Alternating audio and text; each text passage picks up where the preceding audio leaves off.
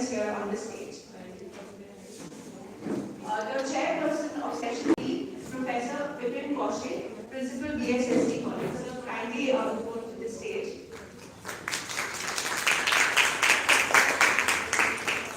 Co-chairperson of Section 3, Professor ANKITA Shharma, HOD, Department of English, ANKITA College.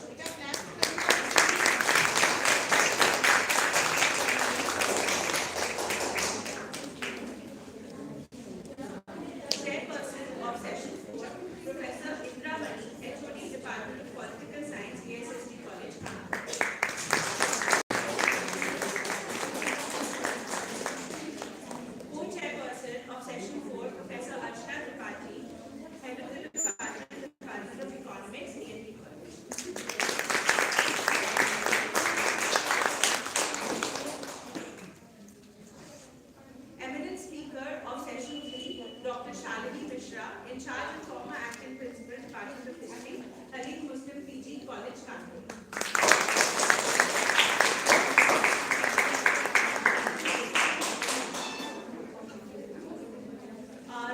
There will be two eminent speakers who will be joining us online. Dr. Shweta Dwivedi, Associate Professor, Department of Education, Mizoram University, and Dr. Sapna Singh, Assistant Professor, Department of Political Science, Government PG College, Patna.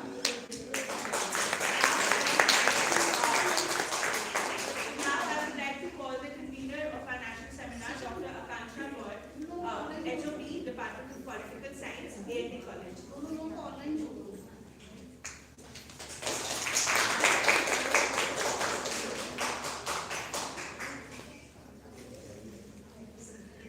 A very warm welcome to all the dignitaries present here. I would like to now call Swati to come and facilitate Professor Vipin Kaushik, Principal BSSC College, Kanpur.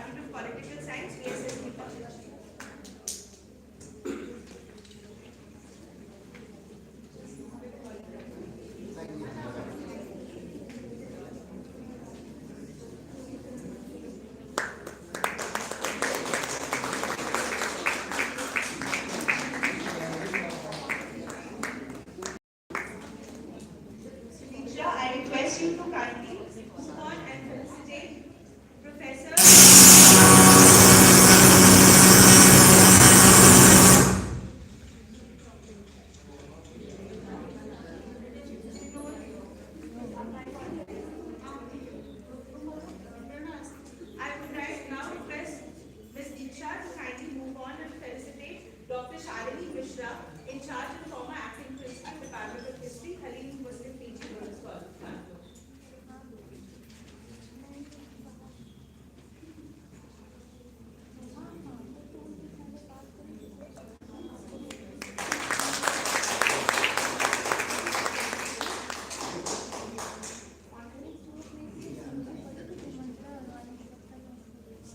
I now request Dr. Pooja Shukla to kindly come on stage and felicitate Professor Ashna Tripali, Head of the Department, Economics, AND College.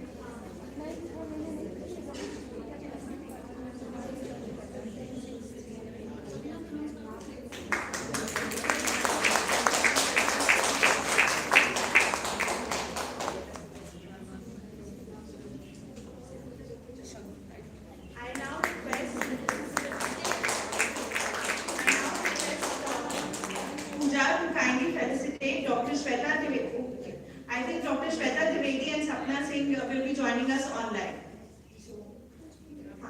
A very warm welcome to all the senior professors present here and all our senior dignitaries here.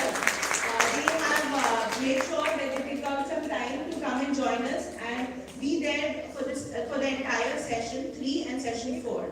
Session 3 will be taking place here in NRSC Hall, which is an offline session, and session 4 will be parallel session, which is a technical session taking place in lecture theatre 1. I would now kindly request all the people who are supposed to give their presentation offline to stay here, and people who have to give their presentation online to kindly move to NRSC to lecture theatre 1. Actually, they're already there. So Swati.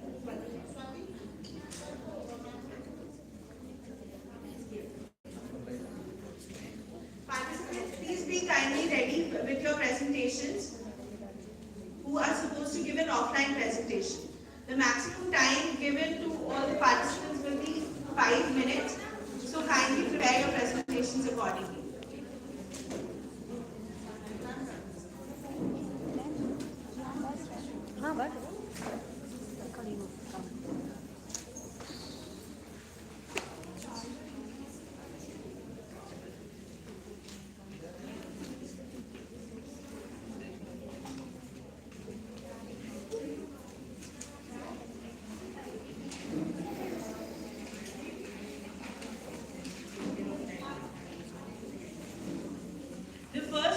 Of today's session is Ms. Itrika Noor Ansari, and her topic of presentation is everyday behavior, shared spaces, and the role of education in building civic sense.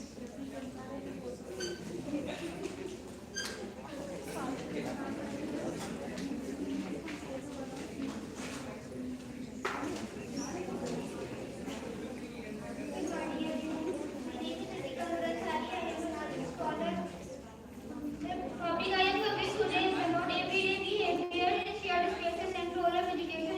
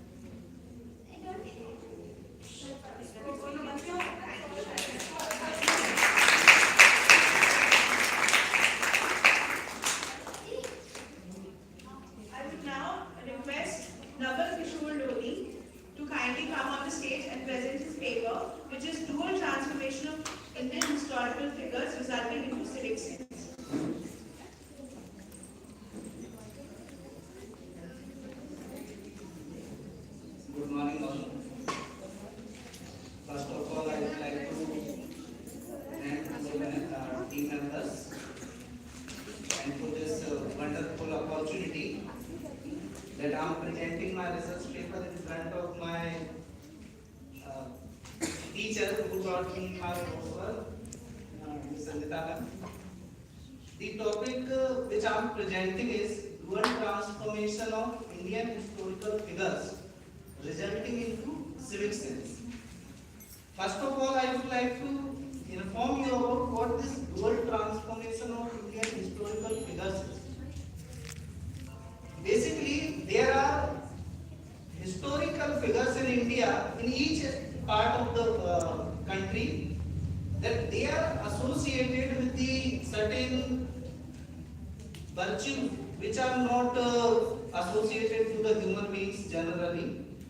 Like if I quote some of the examples from 12th century, the people of central India somehow aware of the Ala and Udar, the great warriors under King Parmar or Raja Parmardi. They are associated with the divine qualities, divine virtues, and considered for their bravery, for their loyalty, and the feeling that they developed among us, the pride and the service that we render to our motherland in terms of nationalism or nationalistic feeling. Ala and Udar are not mere historical figures now. They are attributed with the divine virtues, and now they are worshipped in the form of local deities. In our common perception among the Central Indian people, it is believed that Ala was blessed with the Allah would not be having any death, or he would always be living among us. So that kind of divine virtue which is not generally attributed to the normal human being, we relate them, and they develop a sense, a kind of civic sense in terms of bravery, loyalty, and nationalism. Another figure I would like to quote from 13th century. There is a deity in my native district, Datia in Madhya Pradesh, and the name of that deity is Ratangarh Wali Mata. Basically, Ratangarh Wali Mata was the Princess Mandula Devi. She was the daughter of King Ratan Singh.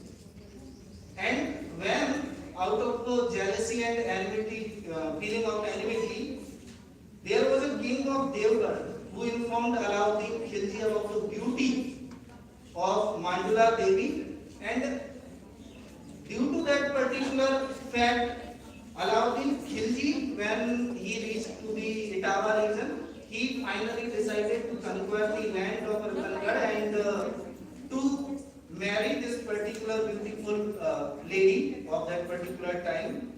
And when the brother as well as the father of Mandula Devi came to know that Alauddin Khilji is planning to marry this particular girl, they denied it. And this infuriated the Alauddin Khilji, and it hurted his ego, and he tried to invade them and cut the hands of her brother named Umar Maharaj. When she came to know that the hands of my brother are cut down, and there is no one after me who can provide a kind of security to me, so she took Samadhi. And since then, it is now believed that she transformed herself into a deity. And in the whole region of Datia, Dabra, Hind, Morena, and some part of Haryana, some part of Rajasthan and the Mahova region, these are the areas wherein it is believed that whenever you are bitten by a snake, you can just tie a thread on your body part, and this will prevent from spreading this poisonous thing or a kind of venom. So this particular entity is attributed with the quality that if you worship her or if you tie a just normal thread in the name of that particular lady or a princess, Mandula Devi, it will prevent from all the negative energies including poison. And it is being practiced even till now. She was just a human being. She was not any deity, but after, with the passage of around 800 years, it is now believed that she was the deity. She was blessed with this kind of divine quality that even if we remember her, we would be forgiven for our sins. There is one more figure that is from 17th century, Lala Hardol. I think all our sisters and mothers in our family used to worship him. Whenever we are married, like in my region, in the Bundelkhand region, we generally send an invitation whenever a man or a woman is married to someone else. So the first invitation is sent in the name of Lala Hardol. And this is the practice that is being continued since hundreds of years. And this particular concept is somehow developing the civic sense of familial bond and sacrifice for the community. Because Lala Hardol was the one who sacrificed his life just for the one fact that one of the village members had a suspicion that he is having a kind of extramarital affair with his sister-in-law, basically his brother's wife. And on that particular suspicion, he sacrificed his life that no, we are not having any such. So these are the three figures that I would like to tell you that these are some of the historical figures that have been associated first with the divine qualities and later on they have been transformed into a kind of divine entity, into a kind of local deity, and has been worshipped over a time period that are developing a different and renewed sense in terms of civic engagements. Like the Lala Hardol is also somehow popular for the loyalty. Ala and Udal, they are popular for the sacrifice for the community. They were not recorded in history much because they were not kings. They were just the legends. And Mata Ratangadwari, like Mandula Devi, was not recorded in history enough. Like she was just a princess. Like Padmavati we all know. But we do not know that Mandula Devi also sacrificed her life, or I would say that she sacrificed her life for the chastity of her life. I would like to say that she chose. Thank you. Next, I would like to call Mr. Satyam Tiwari for his presentation. Is he present here? Mr. Satyam Tiwari. Moving on to the next candidate, Parmanand Mishra. Next candidate is Ms. Sneha Avasthi. Is she present here? Please, Sneha. Her topic of presentation is folk culture, art and civic consciousness.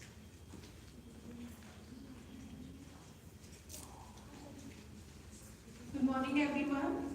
First of all, I would like to thank organizing committee for giving me this opportunity to present my paper. My topic is folk culture, art and civic consciousness. Folk culture and art are deeply intertwined with civic consciousness by shaping community identity, transmitting shared values and serving as a powerful, accessible medium for social awareness and engagement. Folk culture is not just a decorative expression, it is often functional and deeply rooted in the daily rituals, beliefs and history of a community. Civic consciousness requires a cohesive community with a shared sense of identity and purpose. Folk culture creates and strengthens the social bond necessary for collective action by providing shared platform for expression and celebration. Throughout history, folk art has been used as an effective tool for social and political change. Because it is rooted in community life, it can deliver powerful messages that resonate deeply with local populations. In today's globalized world, traditional folk culture is at risk of being homogenized by mass media and commercialization. The process of commodification can strip folk art of its original meaning and context, reducing it to a commercial product. Preserving the authenticity and relevance of folk art is a civic act in itself. India has a long and diverse history. The country has been through many eras and has influenced other countries in numerous ways. From Vedic philosophy to the teachings of Buddha, India has always been at a forefront of culture changing and ideas. Thus, folk art has been used as a tool for public education, especially in societies with low literacy rates. It gives voice to ordinary people, offering a medium of social commentary, protest, and expressing collective concerns. Despite its importance, the link between folk art and civic consciousness is at risk due to factors like globalization, urbanization, and a decline in support for traditional artisans. Thank you, everyone. Thank you, Tina. Moving on to the next candidate, I would like to call Ms. Simi Soni for her presentation. Next is Dr. Akansha Shukla. Next, Mrs. Anupam Singh. Shreya Vajpayee. Ms. Anushka Singh. Her topic of presentation is social media and rural civic engagement.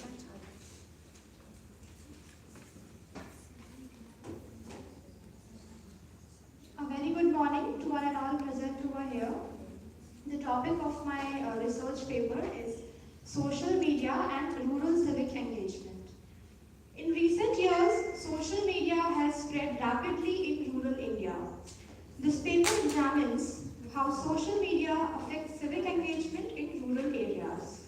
Civic engagement includes activities like voting, community meetings, public discussions, local problem solving, volunteering, and holding local government accountable. The findings suggest that social media can boost rural civic participation if access, trust, digital literacy, and policy support are present.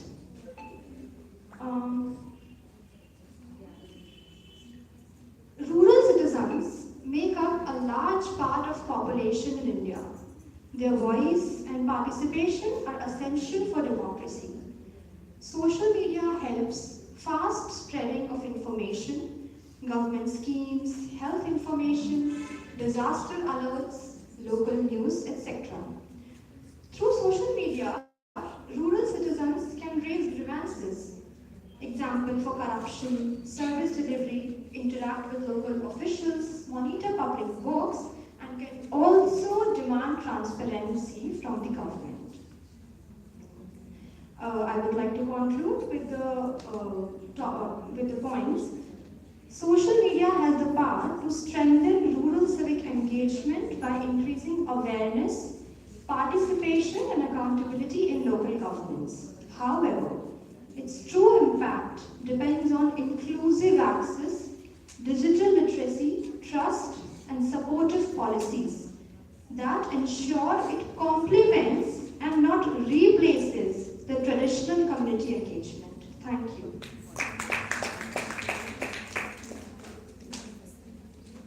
Thank you, Anushka.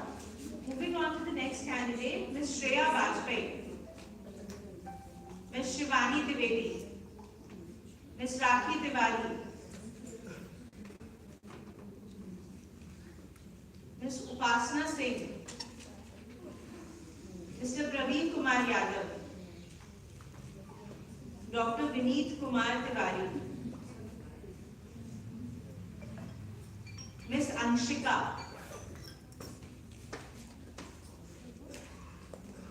Ms. Radhika Agarwal. Ms. Anshika? Her topic of presentation is Real Democracies, Hindi Cinema's Role in Shaping Youth Civic Imagination. Good morning, teachers. I would like to welcome you all to this presentation on Real Democracy, Hindi Cinema, Role in Shaping Youth Civic Imagination. My name is ANKITA. Hindi cinema, often synonymous with Bollywood, is not merely a source of entertainment but a powerful cultural force that mirrors and models India's complex socio-political fabric. Since India's independence in 1947, Bollywood films have evolved from specific fantasies and to narrative deeply embedded with themes of democracy, governance, and social justice. This presentation explored the concept of real democracy, the fictional world depicted in films that portray democratic institutions, civic participation, and societal roots.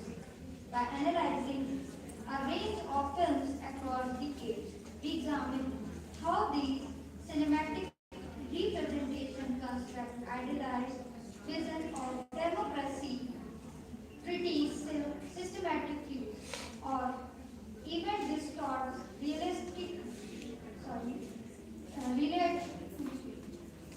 realities, thereby influencing the civic imagination of youth audience. Civic imagination in this context refers to how young people envision their roles and citizens shaped by media portraits of leadership, corruption, equality, and activism. The key questions deriving this research is how does cinema construct real democracy that either inspire or undermine youth perceptions of real world civic duties such as voting, social justice, and democratic participation. Through the case studies of iconic films, we will discuss how Bollywood blends drama, satire, and tourism to reflect India's democratic journey. From post-colonial idealism to contemporary challenges like caste discrimination and political corruption. Thank you.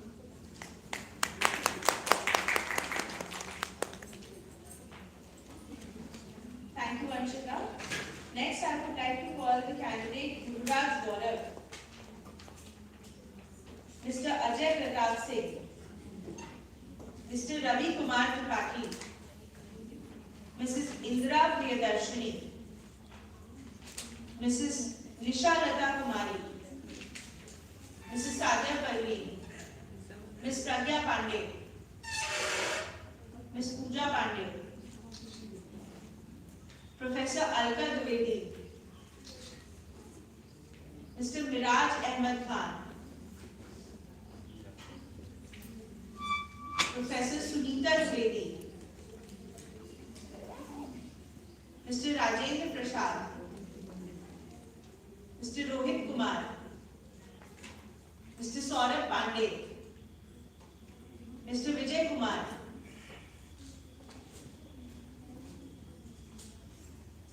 Mr. Vijay Kumar is here. His topic of presentation is Social Media बनाम परंपरागत media, वर्तमान media के संदर्भ में। सर्वप्रथम मैं पूरी आयोजित कमेटी जो है उसका धन्यवाद करना चाहता हूँ। उन्होंने एक महत्वपूर्ण विषय पर ये सेमिनार आयोजित किया है और उसके बाद जितने भी यहाँ पे प्रोफेसर हैं मैं उन सबको नमस्कार करता हूँ। और मेरा टॉपिक है रोल ऑफ सोशल मीडिया। तो सोशल मीडिया का बेसिकली सामाजिक, आर्थिक, राजनीतिक हर क्षेत्र में महत्वपूर्ण योगदान रहा है। बट मैं लोकतंत्र के पॉइंट से बात करूंगा कि लोकतंत्र में सोशल मीडिया का क्या रोल रहा है। लोकतंत्र जैसा कि आज हम देख रहे हैं वो आज बिल्कुल वैसा नहीं है जैसा कि पहले था, निरंतर विकास कर रहा है। लोकतंत्र आप देखते हैं कि स्टार्टिंग में बहुत सीमित लोगों को मतदान का अधिकार था, महिलाएं उससे बाहर थी, जैसे विचार में सिर्फ संपत्ति और जो लोग पढ़े लिखे हैं उनको ही अब धीरे धीरे ये विस्तृत होता चला गया। और आज अभी हाल में ही कुछ दिनों पहले ब्रिटेन एक ऐसा देश है जिसने 16 तक की एज वालों को भी मतदान का अधिकार दे दिया है। उसी तरह से अगर हम देखते हैं बाकी जगहों पे देखते हैं तो वहाँ पे भी लोकतंत्र ने विकास किया है, लेकिन लोकतंत्र के विकास के साथ साथ कहीं ना कहीं माध्यम का भी विकास हुआ है। पहले प्रिंट मीडिया था वो ज्यादा फेमस था और आजादी से पहले उसने काफी कुछ काम किया, खासतौर पे ब्रिटिश हुकूमत के खिलाफ उसकी आलोचना की और सामाजिक सुधार में अपना महत्वपूर्ण रोल उसने निभाया।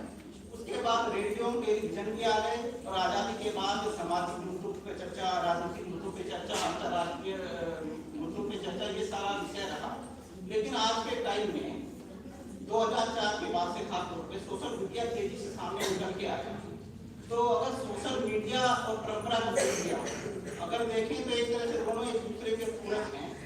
परंपरागत मीडिया जिसमें आप न्यूज चैनल से देख सकते हैं या न्यूज़पेपर से देख सकते हैं, वो कहीं ना कहीं अपनी सामग्री सोशल मीडिया से प्राप्त करता है और बहुत सारे एंकर्स जो हैं वो सोशल मीडिया पे एक्टिव हैं। यहाँ तक कि बहुत सारे पॉलिटिशियन हैं वो भी सोशल मीडिया का उपयोग करते हैं। 2014 का चुनाव जो है वो ये बताता है कि सोशल मीडिया ने अपना कितना इम्पोर्टेंट रोल लोकसभा के चुनाव में किया था और आज भी बहुत ज्यादा महत्व रखता है सोशल मीडिया। लेकिन इसकी एक दूसरी तरफ ये भी है कि कहीं ना कहीं जब कोई नई चीज आती है तो पुरानी चीज को चैलेंज करती है, तो कहीं ना कहीं परंपरागत मीडिया सोशल मीडिया पे चैलेंज के रूप में ले रहा है या चैलेंज दे भी रहा है। इससे ये कहना गलत नहीं होगा। और अक्सर ऐसा होता है कि हम जब सोशल मीडिया खोलते हैं तो वहाँ पर मुद्दे कुछ और होते हैं और जब हम टीवी चैनल देखते हैं तो वहाँ पर मुद्दे कुछ और होते हैं।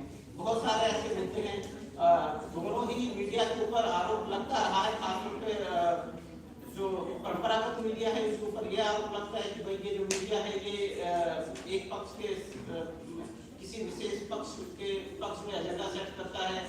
सरकारी मीडिया कहा जाता है इसको, गोदी मीडिया जैसे चाटुकारिता जैसे शब्द पैदा कर दिए गए इस दौरान, तो इसके ऊपर आरोप लगता रहा है। लेकिन सोशल मीडिया की आलोचनाओं से परे नहीं है। सोशल मीडिया के ऊपर भी भ्रामक खबरें फैलाने का, झूठी खबरें फैलाने का, ये सारे आरोप लगते रहे। लेकिन क्योंकि लोकतंत्र के लिए दोनों मीडिया का बहुत ज्यादा महत्व है, हम मीडिया के बिना लोकतंत्र की कल्पना नहीं कर सकते। अगर हमें एक अच्छा लोकतंत्र चाहिए तो हमें दोनों मीडिया के बीच में बैलेंस करना होगा, दोनों मीडिया को लेके चलना होगा। और जरूरी है कि परंपरागत मीडिया जो है वो उसके लिए भी सख्त निर्देश गाइडलाइंस बनाई जाए और सोशल मीडिया को भी कहीं ना कहीं जरूरत है कि उसको अनुशासन में रखा जाए। अन्यथा ऐसा होगा कि हम लोकतंत्र में अपनी स्वतंत्रता खो देंगे, हमारा लोकतंत्र है जो गलत दिशा में चला जाएगा। तो इसके ऊपर कार्य करने की बहुत आवश्यकता है। आप सभी लोगों का बहुत बहुत आभार।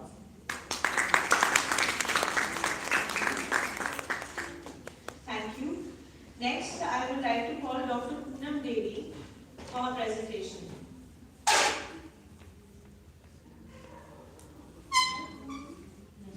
Dr. Mamta Paswan, Mahima Yadav. Her topic of presentation is comparative study of traditional media versus social media in influencing civic engagement. Good morning, everyone. The study of presentation, a comprehensive comparative analysis of traditional media and social media in influencing civic engagement with the democratic societies. Civic engagement includes political participation, community involvement, public debates, and collective actions aimed at addressing social media and political issues. The purpose of this paper is to evaluate how traditional media such as newspaper, radio, and televisions differ from social media platforms in shaping political awareness, mobilization, and democratic participation. Drawing upon the theoretical framework includes agenda setting theory, public sphere theory, and uses and gratification theory. The study examines credibility, reach, speed, interactivity, and quality of discourse in the both social medias. The findings indicates traditional media continues to play a crucial role in structured and credible information dissemination. The paper concludes that both media significantly influence civic engagement in modern democracies. Traditional media ensures credibility and structured reporting, while social media increase accessibility and public participation. The balanced integration of both media forms strengthens democracy through informed citizen involvement and institutional accountability. Thank you.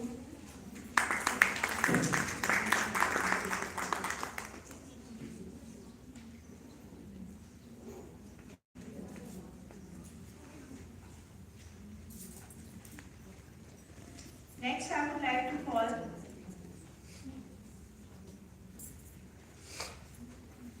Ms. Ananya Srivastava for her presentation. Is she here?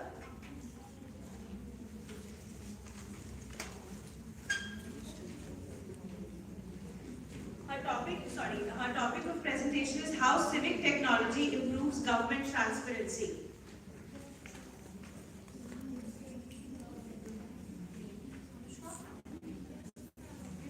Good morning, respected teachers and honorable guests. My dear friends. My name is Ananya Srivastava and I am from the Political Science Department of Acharya Narendra Dev Girls College. I feel honored to get this opportunity to present my research abstract. I sincerely thank my teachers and seminar organizers. The title of my research abstract is How Civic Technology Improves Government Transparency. The use of civic technology has changed the way people interact with their governments. The tools such as open data website, mobile applications, and online dashboard make it easier for citizens to understand how decisions are made and how public money is used. The research focused how civic technology helps increase government transparency and build people trust. It discussed examples like open data platforms that allow citizens to track government spending and report local problems. The study shows that when governments use technology to share information openly, it helps reduce corruption and improve accountability. However, the research also highlights challenges such as unequal access to the internet and lack of digital skills, which can limit these benefits. Thank you.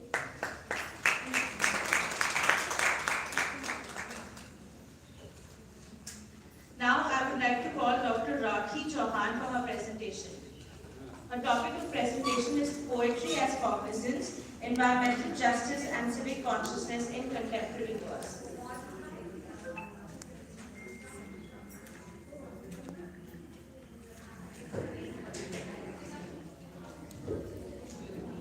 Good morning to one and all present here. Myself, Dr. Rakhi Chauhan, currently working as Assistant Professor in the Department of English, Bhagwan Narayana PG College, Lakhimpur Kheri. The topic of my presentation is Poetry as Cognizance, Environmental Justice and Civic Consciousness in Contemporary Verse. Poetry is the breath of all sciences, as said by the most famous romantic poet, William Wordsworth. Poetry gives voice to voiceless people, and it helps to give name to nameless things. Poetry has the power to give lifelike quality even to abstract things. It is the matter to feel because feeling, emotions, and sentiments are inhabited in it. Due to the involvement of emotions, poetry is close to the heart of every human being. The poetry has earned the title of universal genre. In present scenario, the themes of the poetry are not related to love, loss, longing and despair. Rather, poets have extended their limit and through poems depicting the issues of civic consciousness. In an era of accelerating climate crisis, poets and their poetry are playing a very crucial role, as poetry has re-emerged from its aesthetic practice and working like a lyrical weapon by singing the song of environmental justice and demanding for civic responsibility. The aim of the present paper is to show the profound themes of environmental justice and civic consciousness in the poetry of Maya Angelou, Judith Wright, G.B. Patel, and the Indian development poet Abhay K. These four modern and contemporary poets move beyond the traditional pattern of verse writing and embrace eco-poetic writing to stand social cognizance, make people active to raise voice with global crises, challenge authority, and foster empathy. This green environment is the heritage of our nation, and it is our responsibility to forward it to us by our forefathers. So it is our responsibility that it should be our foremost priority. Civic consciousness involves recognizing one's duty to society, which when applied to the environmental drives community-based action such as improving green infrastructure and enhancing urban well-being. Environmental justice is the fair treatment and meaningful involvement of all people, regardless of race or income, specifically in addressing the disproportionate pollution impacts as undeserved communities. Now, in the conclusion, I would like to say that in the poem In the Pulse of Morning, Maya Angelou calls for the inclusive, urging marginalized community to rise above prejudice. Civic consciousness is rooted here in the poem, and environmental justice is suitably interwoven, as nature is portrayed not as a resource to exploit, but as a moral presence guiding harmony toward coexistence. In the poem Dust, Judith Wright reflects on the environmental degradation and the human alienation from nature. The image of dust symbolizes decay, morality, and ecological ruin. Civic consciousness in this poem emerges as ethical awareness, reimagining humanity destructive life. Environmental justice becomes a moral imperative, urging respect for the land and acknowledgement of historical and ecological wrongs. In the poem On Killing a Tree that was written by the G.B. Patel, the civic consciousness lies in recognizing complicity in ecological destruction, while the environmental justice demands not only conservation but also a transformation in attitude from exploitation to empathy. Abhay, the Indian diplomat who has written a poem, The Earth Anthem, and it is a universal prayer for the planet. Civic consciousness expands beyond local or national identity to planetary responsibility. Environmental justice becomes a shared global duty to preserve natural resources for the future generation. These four poets present poetry as cognizance, a medium that awakens awareness and the moral responsibility. Maya Angelou emphasizes the democratic unity and inclusive civil participation. Judith Wright highlights the ecological guilt and the ethical accountability. And G.B. Patel exposes the violence inherent in environmental exploitation, while the Abhay calls for the global solidarity and the ecological harmony. At last, I would like to say that the poem of these poets reminds us that democracy is incomplete without the ecological responsibility. Thanks a lot.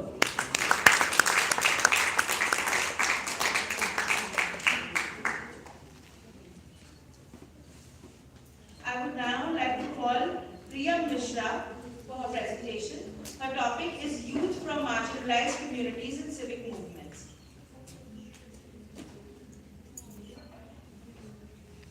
Good morning to one and all present here. My research topic is Youth from Marginalized Communities in Civic Movements. Youth from marginalized communities occupy a critical yet often overlooked position in civic movements across the world.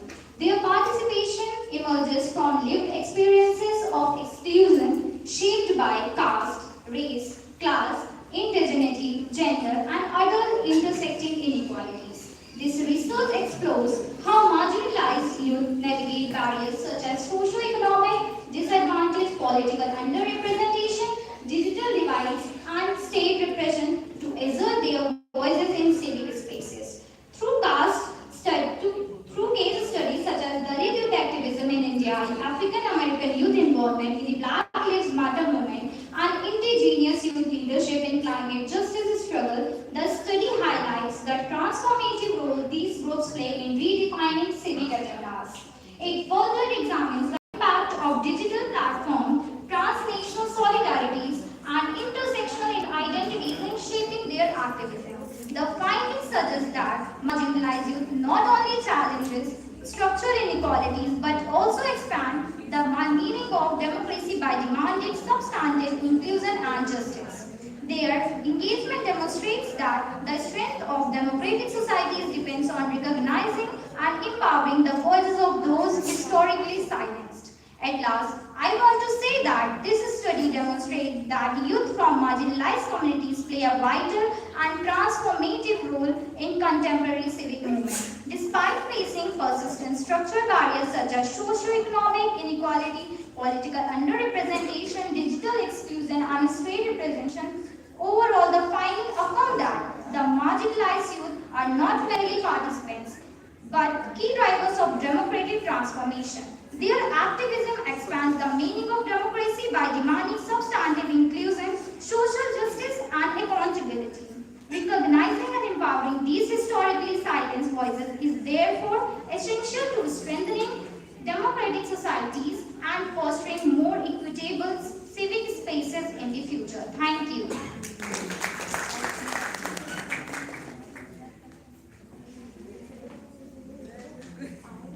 I would now like to call Ms. Hashmeet Kaur.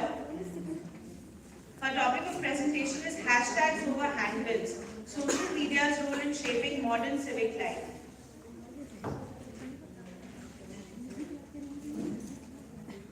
A very pleasant morning to respected members and my dear friends.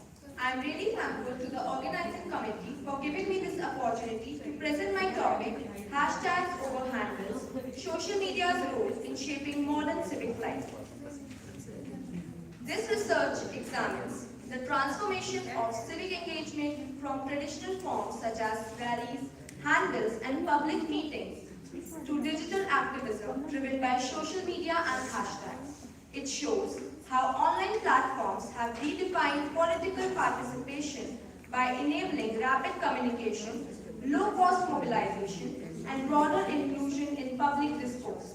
Hashtags, in particular, act as powerful network tools that amplify voices, shape agendas, and accelerate collective action across local and global contexts, especially among younger generations.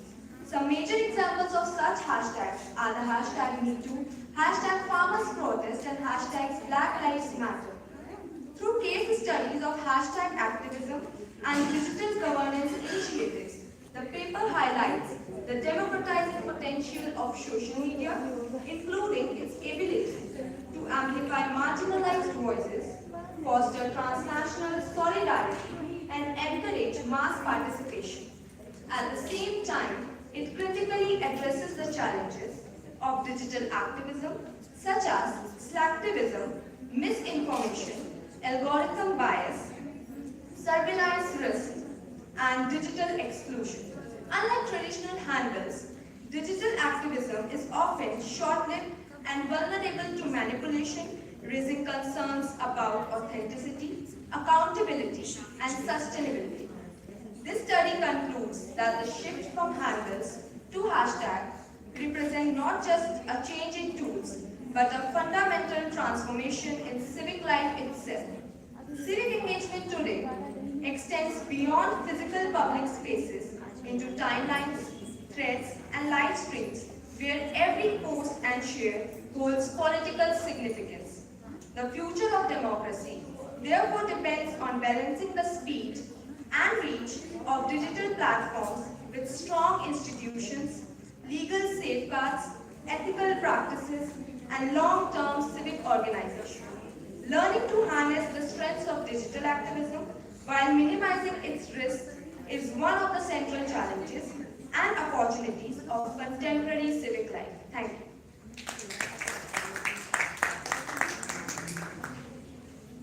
I would now like to call Samriddhi Singh Bisent for her presentation. The topic is Framing Youth in Public Life, Civic Engagement Narratives in Party Manifestos During India's 18th General Election.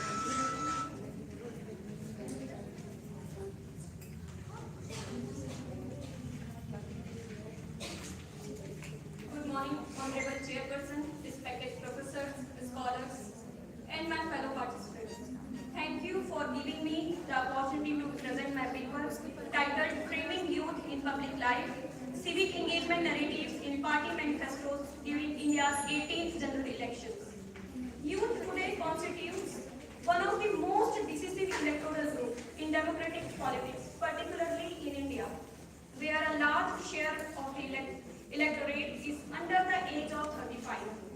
Political parties consistently claim to speak for young people, promising jobs, education, and opportunities. However, what is often overlooked is how parties imagine young people's role in public life beyond voting. This paper begins from that concern. Rather than asking what policies parties promise to youth, my research calls for a different question. How do political parties imagine youth as civic actors, and what forms of engagement do they encourage to restrict through their manifesto narratives? This shift is important because it allows us to see manifestos not only as policy documents, but as texts that define citizenship, responsibility, and democratic participation. Are youth seen as active citizens, disciplined contributors, or merely beneficiaries of policy?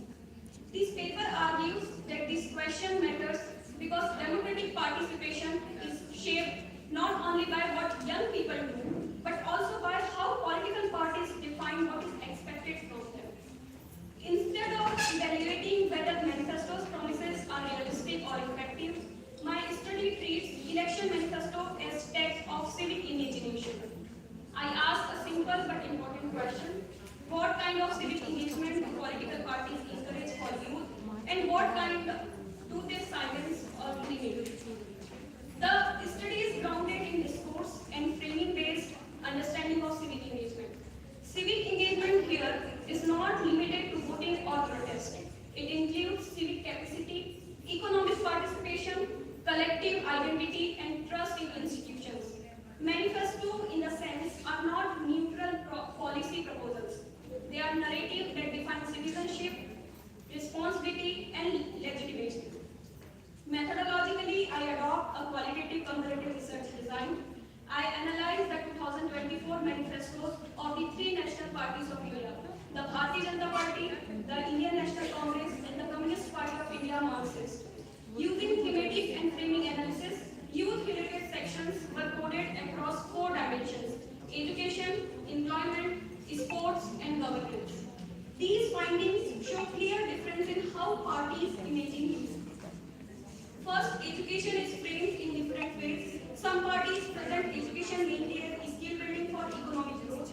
In this view, youth are learners preparing to contribute in the future. Other parties describe education as a public right connected to equality and critical thinking. A third view treats education as a space of struggle, where youth must protect democratic values from privatization and control. Second, employment. Employment is a very important theme. Some parties describe work as a duty, where youth are expected to be productive and self-reliant. Other parties see employment as a right and stress the responsibility of the state to provide jobs and security. Another narratives present youth as affected by unemployment and policy failure, where civic engagement means questioning the state and demanding accountability. Third, sports are used to talk about discipline, health, and national pride. Some parties link sports to excellence and national representation. Others focus on fairness, inclusion, and safety within sports institutions. These differences show how collective identity is framed. Finally, governance and recruitment system. How parties view the relationship between youth and state. Some parties stress transparency and the trust in institutions. Others focus on failures, corruption, and injustice, where youth engagement involves protest and criticism. Taken together, these narratives offer young people very different visions of democracy. A developmental democracy focused on contribution, a social democracy grounded in rights, and a contested democracy centered on accountability and dissent.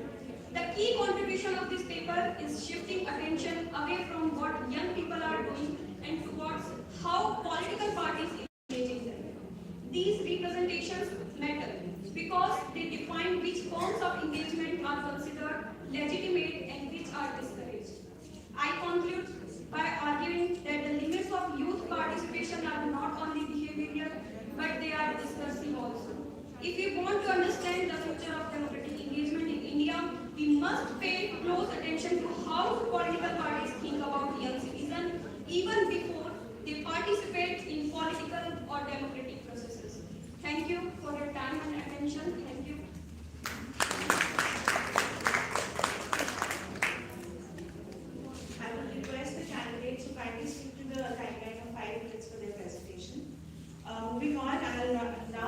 Ms. Sharma, and the topic of presentation is Voices in the Cloud, How Digitalization and Social Media are Redefining in 21st Century India.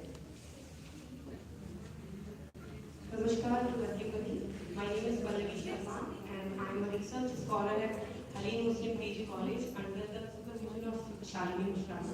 My topic for today is Voices in the Cloud, How Digitalization and Social Media are Redefining in 21st Century.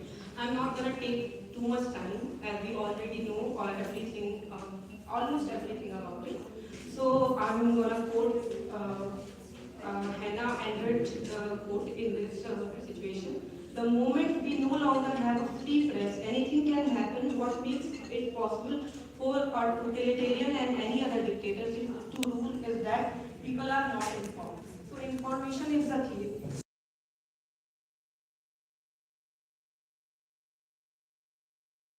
तो हमारी एक बहुत बड़ी जिम्मेदारी होती है कि जब भी हम सोशल मीडिया की बात करते हैं तो we not always talk about कि सिर्फ ये सोशल मीडिया यूज कर लिया, क्योंकि हम जब भी देखते हैं तो देखते हैं कि अगर इसका एक पॉजिटिव एस्पेक्ट है तो इसका एक नेगेटिव एस्पेक्ट भी है। तो मेरा जो पेपर है वो इसका पॉजिटिव एस्पेक्ट और नेगेटिव एस्पेक्ट दोनों को मिलाकर ही जो भी पेपर मैंने प्रेजेंट करा है वो मैं आपको बताना चाहती हूँ। जैसे कि हम शुरुआत से शुरू करते हैं तो हमारा श्रवण मनन और विधिध्यासन से हमारी जो एजुकेशन है वो शुरू हुई थी, और आज के टाइम में अगर हम लोग देखते हैं तो उसी का एक अगर रिवाइज वर्जन देखेंगे तो पॉडकास्ट जैसे सबने सुना होगा, तो हम अब उन चीज़ों को भी देखकर ज्ञान ले रहे हैं। तो कुछ पॉडकास्ट जैसे हैं तो वो अच्छी चीज़ भी हमें बताती है, लेकिन उसके साथ some of them are saying total nonsense. तो हमें ये ध्यान देना है कि हमें कैसे अपने सोशल मीडिया को इंफॉर्मेशन के ही बेस पर आगे बढ़ाना है, नॉट रादर देन सुनी और कही बातें। तो I am not gonna take too much time, I am gonna wind up all this paper by saying that as it is a time of globalization, we all need to work on our civic senses, because it is high time to present ourselves on this global platform by being aware and socially reformed person, not by only just sharing and using social media as our time for just fun and everything. And thank you for making me present this paper. Thank you. I would now like to call Ms. Soha Khan for her presentation. The topic is Role of Educational Institutions in Nurturing Active Citizenship.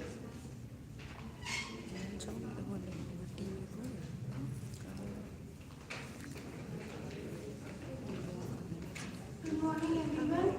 I would like to thank the organizing committee for giving me such a big opportunity to present my research paper here. The topic of my paper is Role of Educational Institutions in Nurturing Active Citizenship. This paper examines the role of educational institutions in building active citizenship in the youth of our country. The citizens, the educational institutions grow the active citizenship in students by shaping their knowledge, values, by the curriculum, extracurricular activities. This paper shows that we should move beyond only focusing on the academic achievements. Rather, we should encourage community participation of the families, of the civic people, and we should try to make our students familiar with the democratic activities happening in the system. They should know about the leaders which they will choose in the future. So they should know how our country would be globally developed when they choose a right leader for their future. So this process should start from the school level. The education institutions like schools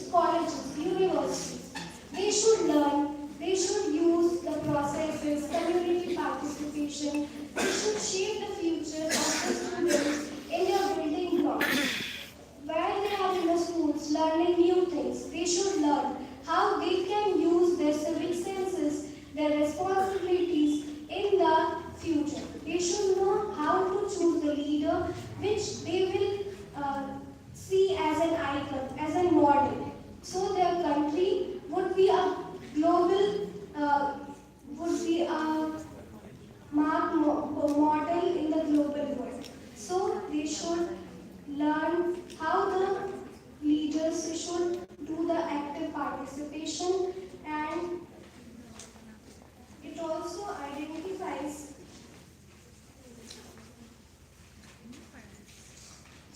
the conclusion emphasizes that prioritizing active citizenship over the overemphasis of academic achievements is the need of the time.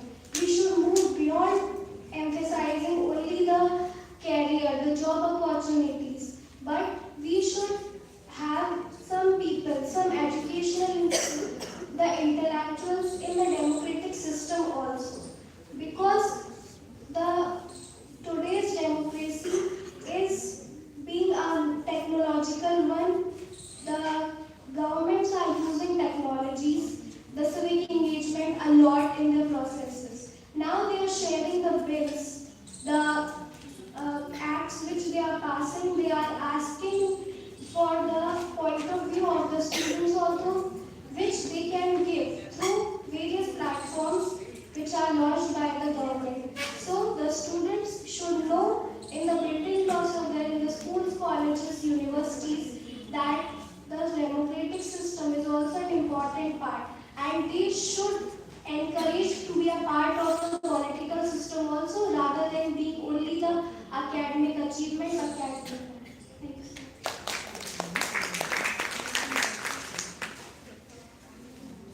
Next, I would like to call Roshni Vishwakarma for her presentation. Her topic is Samvidhan Nirman और लोकमत.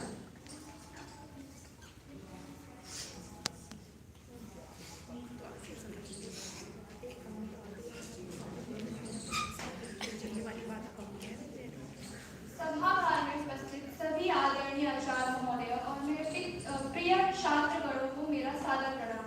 मैं रोशनी Vishwakarma MA first year राजनीतिक विभाग की छात्रा हूँ। आप सभी के समक्ष अपने शोध पत्र का विषय संविधान निर्माण और लोकमत ऐतिहासिक दृष्टि से जनता की भागीदारी का अध्ययन पर अपने विचारों को प्रस्तुत करना चाहूंगी। यह शोध पत्र संविधान निर्माण की प्रक्रिया में जनता की भागीदारी की ऐतिहासिक भूमिका का विश्लेषण करता है। भारत जैसे लोकतांत्रिक राष्ट्र में संविधान केवल विधिक दस्तावेज नहीं बल्कि जन आकांक्षाओं का प्रतीक होता है। इस अध्ययन में स्वतंत्रता संग्राम के दौरान उभरे जन आंदोलन, संविधान सभा की कार्यवाही, विभिन्न राजनीतिक वर्गों की भागीदारी के ऐतिहासिक परिप्रेक्ष्य को समझने का प्रयास किया गया। शोध पत्र यह दर्शाता है कि संविधान निर्माण कोई एकांगी प्रक्रिया नहीं बल्कि इसमें विविध विचारधाराओं, सामाजिक समूह, जनमत का समावेश है। साथ ही यह अध्ययन वर्तमान लोकतांत्रिक संरचना में जन भागीदारी और उसकी निरंतरता और उसकी प्रासंगिकता पर भी प्रकाश डालता है। स्वतंत्रता संग्राम के दौरान उभरे जन आंदोलन, प्रेस, जनप्रतिनिधियों के माध्यम से जनता की अप्रत्यक्ष भागीदारी स्पष्ट रूप से दिखाई देती है। यद्यपि संविधान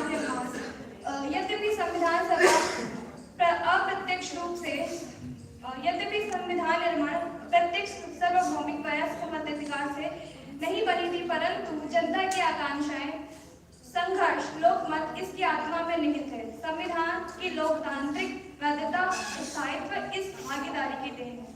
उपयुक्त वाक्यांशों के आधार पर यह निष्कर्ष याद होता है, संविधान निर्माण की प्रक्रिया भारतीय लोकतंत्र इतिहास का सबसे गौरवशाली अध्ययन है।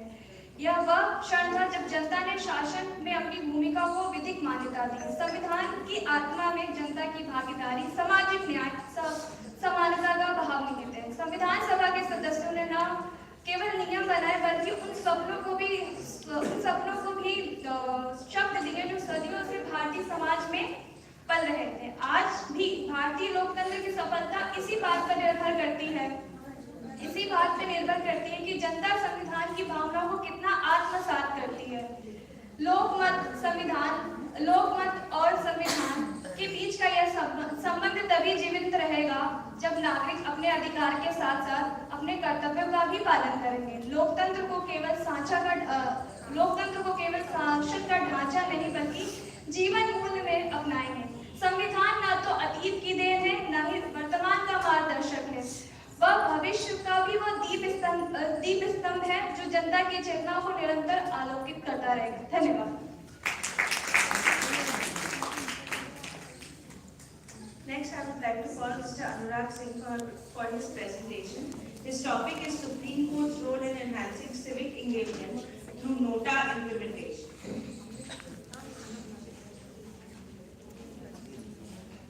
Good morning, respected chair, distinguished scholars and fellow participants. My name is Anurag Singh. I am a junior research fellow in the University of Allahabad. It's a privilege to present my research titled Supreme Court's role in engaging civic engagement through nota implementation. This study examines how judicial intervention reshaped electoral participation in India by institutionalizing the none of the above option. In a democracy as large as diverse as India, the quality of interpretation matters as much as the act of voting itself. When voters feel dissatisfied and with all the candidates, the absence of a formal rejection mechanism can weaken democratic expression. This concern forms the foundation of my research. The central problem I address in this, as the judicial introduction of nota generally strengthens civic engagement and democratic accountability, or it is largely symbolic. To answer this, the study has three objectives. First, to analyze the constitutional reasoning adopted by Supreme Court in recognizing the right to reject. Second, to examine the empirical impact of nota on voters' participation. And third, to assess whether nota enhances political accountability in practical terms. The turning point in this discourse was the landmark judgment in the People's Court for Civil Liberties versus Union of India. In this case, the Supreme Court interpreted Article 19A of the Constitution to include the right to reject candidates as an aspect of the freedom of expression. The court held that democracy is about choice and that choice must include the option to disapprove. This judicial transformed voting from a purely statutory act to a constitutionally protected expression. Methodologically, the research adopts a qualitative doctrinal approach combined with electoral data analysis. In addition to examining the Supreme Court judgment and constitutional provisions, I analyzed party manifestos to evaluate whether political parties have responded to nota trend. This allows to assess whether rejection votes influence political discourse and candidate selective practices. The findings reveal three key arguments. First, the Supreme Court significantly expanded the expressive dimension of voting by recognizing secrecy and dissent in democratic rights. Second, empirical data show that nota consistently attracts around 1% of national vote share, and in some constituencies, its vote exceeds voter margins. This indicates a stable base of protest participation. Third, despite its symbolic strength, nota lacks binding consequences. Even if it secures substantial votes, elections are not invalidated. Therefore, its impact on accountability remains indirect. In conclusion, my research argues that the Supreme Court intervention represents a normative advancement in participatory democracy by constitutionalizing the right to reject. The court strengthens the civic engagement and protected voter autonomy. Yet, for nota to achieve transformative accountability, complementary legislative reforms and sustained civic awareness are essential. Thank you. Thank you.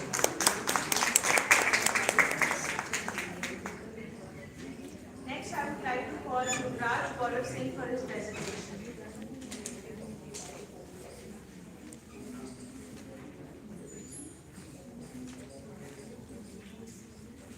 अगर किसी का नाम छूट गया है और आपको presentation देना है, आप बैक स्टेज आकर के अपना नाम और टॉपिक लिखवा दीजिए।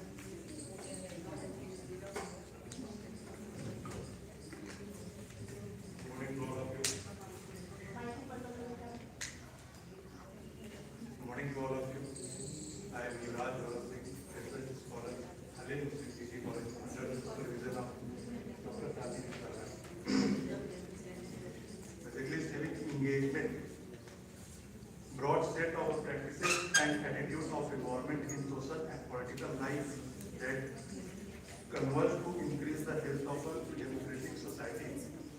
Basically, जो civic engagement है, वो जो democracy कैसे हम अपने आप को involve कर सकते हैं, ये हम कैसे society में contribute कर सकते हैं, इस चीज को हम देख सकते हैं। Basically, सेमिनार का जो हमारा दायित्व है या जो उद्देश्य है, वो कुछ सीख के जाना है। जैसे अगर हम रोड पे चल रहे हैं, तो अगर हम किसी एम्बुलेंस को साइड दे दें या किसी जरूरतमंद लोगों को साइट दी, तो ऐसे भी हम सोसाइटी में कंट्रीब्यूट कर सकते हैं। बेसिकली एक जो टॉपिक है वो है सोशल मीडिया, एआई का क्या इंपॉर्टेंस है। आजकल हम लोग कुछ भी पढ़ रहे हैं, बहुत सारे शॉर्ट्स आते हैं जिसमें एआई जनरेटेड वीडियोस आ रहे हैं, उसमें एक कॉलम होना चाहिए, साइट में होना चाहिए कि एआई जनरेटेड वीडियोस है, जिससे हमको पता लग सके। क्योंकि इंटरनेट तो बहुत सारे लोगों के हाथ में, मोबाइल बहुत सारे लोगों के हाथ में, बट इंटरनेट से जुड़ी हुई जो शैक्षिक अपने पास जानकारी वो बहुत कम है। इसके बारे में इसके विषय में आपके पास एक जो है बेसिकली जानकारी होना आज के समय में बहुत जरूरी है। सोशल मीडिया हमको बेनिफिट तो बहुत दे रहा है, लेकिन उसके नकारात्मक जो प्रभाव पड़ रहे हैं वो उससे कहीं ज्यादा हमारे ऊपर पड़ रहे हैं। Thank you.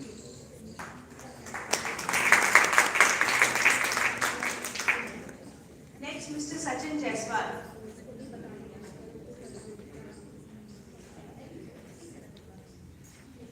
Mr. Vijay Kumar.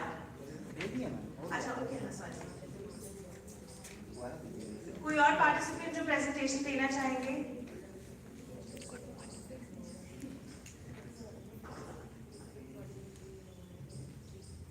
So moving on with now that we are done with all the presentations, I would now request our respected eminent speaker, Dr. Shalini Mishra ma'am, to kindly come up on stage and reflect on the entire session.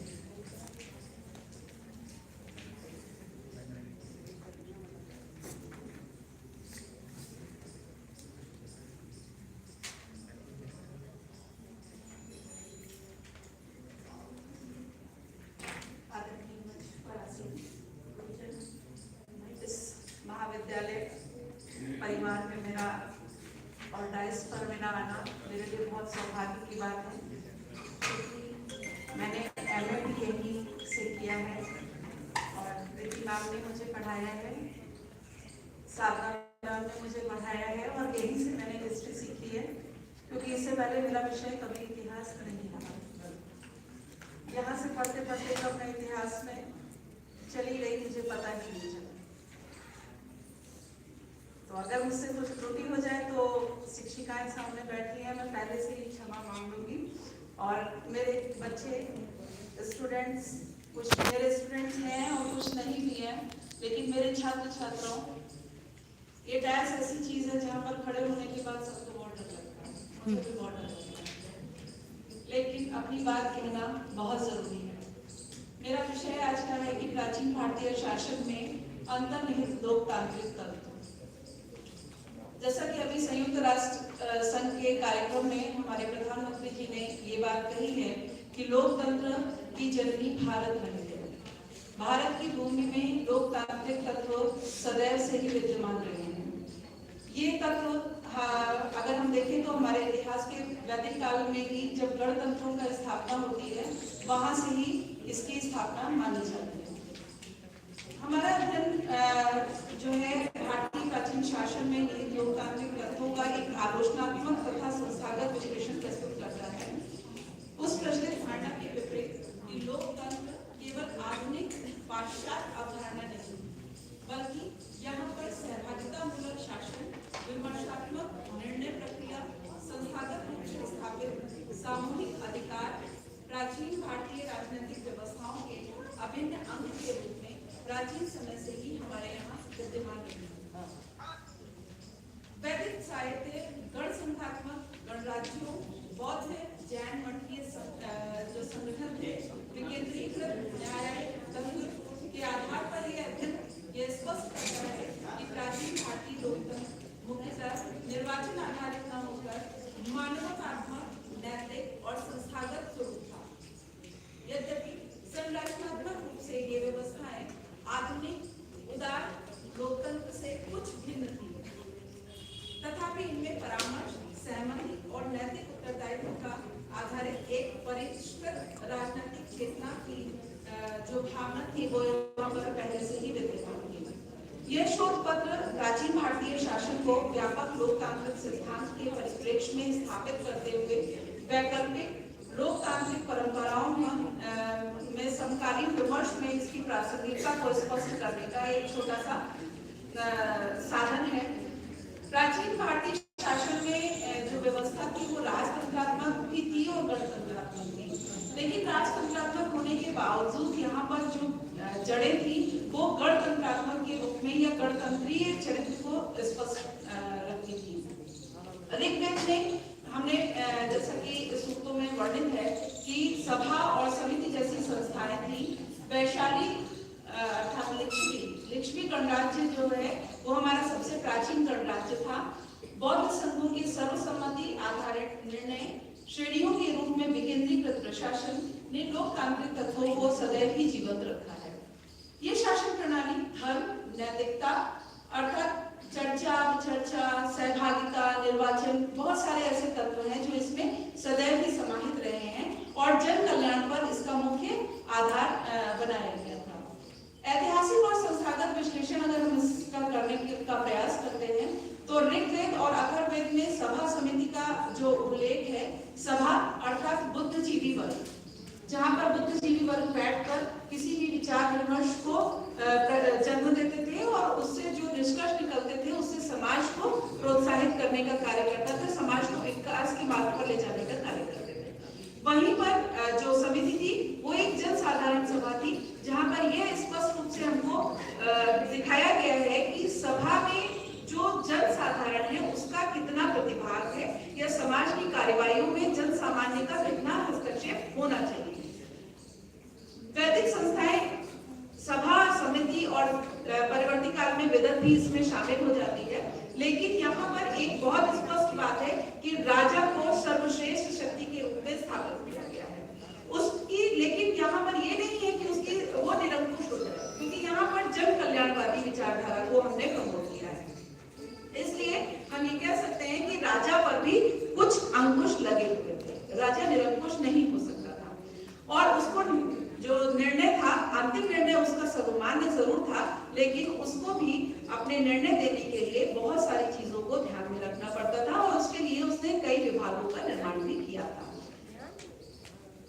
गण संघ की बात करते हैं, गणराज्य की बात करते हैं तो 6वीं शताब्दी ईसा पूर्व में लिच्छवी, मल्ल, शाक्य जैसे गण संघ स्थापित हुए और अपनी कार्यशैली को उसी प्रकार से उन्होंने चलाया जिस प्रकार आज की हमारे भारत गणराज्य की कार्यशैली है। आर्थिक क्षेत्र में श्रेणी और व्यापारिक संघ ने जिस उस समय अपने नियमों के तहत स्वायत्त रूप से लोकतांत्रिक निर्णय लेने में या लोकतांत्रिक निर्णय लेने की जो प्रक्रिया थी उसमें अपना सहभागिता दिखाई, उसी प्रकार से आज भी जो श्रेणी वर्ग है, जो व्यापारिक वर्ग है, जो व्यापारिक लोग हैं, वो लोग आज भी पूंजीपति वर्ग जो है वो कहीं ना कहीं हमारे इस सिस्टम में अपना हस्तक्षेप बनाए हुए हैं। और आर्थिक स्थिति ये हम सब जानते हैं कि कभी भी राजनीति धर्म और अर्थ से अलग नहीं होती है, इसका प्रभाव सदैव ही हमारी इन परिस्थितियों पे पड़ता रहा। प्राचीन शासन, स्थानीय निकाय, ग्राम पंचायत ये व्यापक रूप से विकेंद्रीकृत रूप था जो जनता की भागीदारी को सदैव ही सुनिश्चित करता रहा। आलोचनात्मक दृष्टि से अगर देखते हैं तो सहभागिता की बात हम करते हैं, लेकिन यहाँ पर बहुत सीमित सहभागिता पहले हमें देखने को मिली है। कहीं कहीं तो विशिष्ट समूहों का केवल इसमें प्रतिभाग था, कहीं कहीं महिलाओं को इसमें प्रतिभाग नहीं करने दिया जाता था।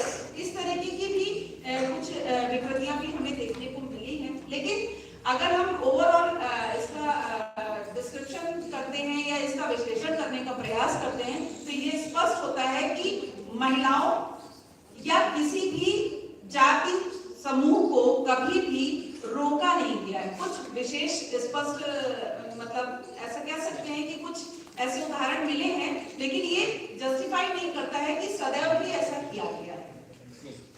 इसके अलावा वर्ण व्यवस्था का प्रभाव, बहुत सारी ऐसी व्यवस्थाएं थी जहां पर कुछ भेदभाव हमें देखने को मिला है, वैदिक काल में ज्यादा देखने को मिला है, लेकिन जैसे जैसे आर्थिक व्यवस्था परिवर्तित होती गई, जैसे जैसे हम आर्थिक परिप्रेक्ष्य में बात करना शुरू करते हैं, वैसे वैसे इन व्यवस्थाओं में परिवर्तन आना शुरू हो जाता है। और महिलाओं की वैदिक काल में महिलाओं की स्थिति तो बहुत ज्यादा स्ट्रॉन्ग थी। गोशा आवारा जैसी विदेशी महिलाएं थी जिन्होंने राजकाल में भी अपना सहयोग सदैव भी प्रदान किया है। लेकिन कुछ ऐसे एग्जाम्पल्स भी हमें देखने को मिलते हैं जहाँ पर महिलाओं को बहुत सारे अधिकार नहीं दिए गए। धीरे धीरे जैसे परिवर्तित होती हैं परिस्थितियां, जैसे मुगल काल आता है, सल्तनत काल आता है, तो महिलाओं की स्थिति में हमें परिवर्तन देखने को मिलता है। महिलाओं ही नहीं, समाज के बहुत सारे वर्ग हैं जिन्हें यहाँ पर कुछ परिवर्तन देखने को उनकी स्थिति में मिलता है। ये स्पष्ट है। लेकिन इसके बाद भी गणतांत्रिक व्यवस्था की बात करते हैं तो राजा का पद वंशानुगत था और वंशानुगत होने के साथ में उसको लोकतांत्रिक प्रक्रिया से गुजरना पड़ता था। इसके साथ में जो उसकी कमेटी होती थी, जो लोकतांत्रिक जो जड़ें हैं, जो जैसे एक हमारा संविधान में एक तत्व आता है नागरिकता के बाद, चुनाव की बात, या नागरिकों को समान अधिकार देने की बात, ये सब तत्व पहले से ही हमारे गणतंत्र व्यवस्था में विद्यमान थे। क्योंकि नागरिकता की बात का हम सबसे एग्जाम्पल ये दे सकते हैं कि खंड और बस्त्रकार नाम के दो व्यक्ति थे जो मगध से आए थे और लिच्छवी में उनको लिच्छवी गणराज्य में उनको स्थान प्रदान किया गया। उनको दूसरे राज्य से आने के बाद भी वो सम्मान मिला, वो स्थान मिला और साथ ही साथ नागरिकता भी प्रदान की गई और राज्य में एक उच्च पद भी दिया गया। तो इसका मतलब नागरिकता का जो प्रश्न है, आजकल हम लोग बहुत सुनते हैं कि भारत की नागरिकता है, यहाँ की नागरिकता नहीं है, इस पर जो विचार विमर्श होता है, ये खंड और बस्त्रकार इस चीज के एग्जाम्पल है कि ये दूसरे जनपद से आकर यहाँ पर अपने आप को एस्टैब्लिश करते हैं और उन्हें राज्य में वही सम्मान प्रदान किया जाता है। इसके बाद एक दूसरा व्यवस्था है न्याय व्यवस्था। प्रजा की स्वतंत्रता की रक्षा और उनकी अधिकारों की सुरक्षा करने का अधिकार था। कभी भी ऐसा नहीं था जैसे आजकल लोग कहते हैं कि 3 स्टेज हम देखते हैं न्याय व्यवस्था के हैं, लेकिन यहाँ पर 7 लेयर्स की न्याय व्यवस्था हमें देखने को मिलती थी। 7 लेयर्स में जब एक निचली अदालत में जाता था और वहां से कोई मामला नहीं सेटिस्फाइड हुआ, फिर अगली अदालत में जाता था। इस तरीके से 7 लेयर में जाते जाते व्यक्ति को कहीं ना कहीं अपनी बात रखने का, उसे समझाने का मौका मिलता था, ताकि अगर उस पर गलत दोषारोपण है तो वो अपनी बात को जस्टिफाई कर सके। अंततः उसमें जो 7 लेयर होती थी, 7वीं और अंतिम जो स्तर होता था वो राजा का होता था और राजा को पूर्ण रूप से अधिकार था, वो दोषी व्यक्ति की सजा को खत्म भी कर सकता था या उसे मतलब डिसीजन लास्ट डिसीजन उसी का होता था। लेकिन फिर भी ये प्रक्रिया इसलिए रखी गई ताकि कोई व्यक्ति ये ना कह सके कि राजा ने हमारे साथ गलत किया, हमें मौका नहीं मिला। तो ये मौका तब भी दिया जाता था और आज के संविधान में भी वो सारे तत्वों को समाहित किया गया है। आज की व्यवस्थाओं में भी वो सारे तत्व समाहित हैं जो प्राचीन काल से चले आ रहे हैं। इसके अलावा जैसे उच्च सभा और निम्न सभा की बात करते हैं तो वहां पर भी मंत्रिमंडल, राजा की सहायता के लिए मंत्रिमंडल हुआ करता था।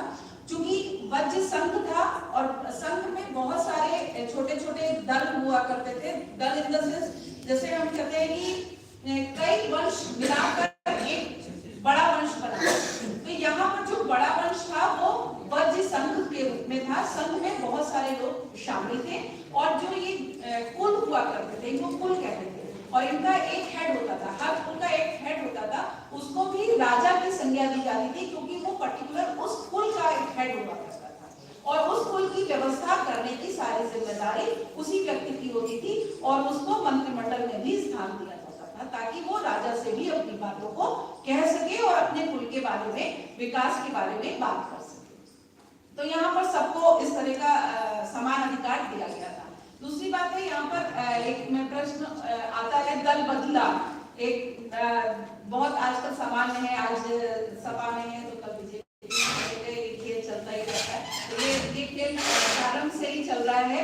दल बदल व्यवस्थाएं उस समय भी थी और व्यक्ति अगर संतुष्ट नहीं होता था तो अपना पक्ष बदल लेता था और बदलने के बाद में वो दूसरे दल में सम्मिलित हो जाता था। इसका पूरा उसको अधिकार दे दिया जाता था। रामायण के बालकांड के 7वें सर्ग में ये कहा गया है कि दशरथ ने अपने पुत्र श्री राम जी को ये समझाने का प्रयास किया है कि किस प्रकार से राज्य की व्यवस्थाओं को एक राजा को संचालित करना चाहिए। तो हमारे धार्मिक ग्रंथ भी इन चीजों को बहुत अच्छे से जानते थे कि राजा जब तक स्ट्रॉन्ग नहीं होगा, राजा जब तक बिना किसी भेदभाव के, बिना किसी पूर्वाग्रह के शासन नहीं करेगा, शासन कभी भी मजबूत नहीं होगा।